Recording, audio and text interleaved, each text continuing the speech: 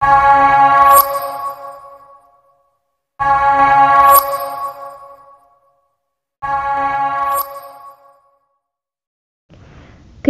wanita bukanlah dari parasnya yang rupawan, tetapi dari tunduknya ia pada ajaran Allah. Kecantikan wanita bukanlah dari bentuk tubuh yang aduhai, tetapi dari keistiqomahannya menutup aurat dengan sempurna. Kecantikan wanita bukanlah dari kecerdasannya, tetapi dari berapa banyak ilmu yang diamalkan. Kecantikan wanita bukan dari make up yang ada di wajahnya, tetapi dari ia berani menutupi kecantikannya karena baginya, cantiknya hanya untuk suaminya.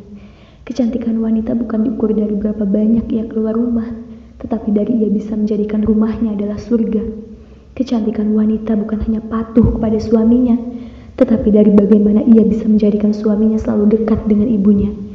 Cantik hanyalah bonus, duhai wanita, karena kecantikan yang sesungguhnya adalah menjadi wanita salihah.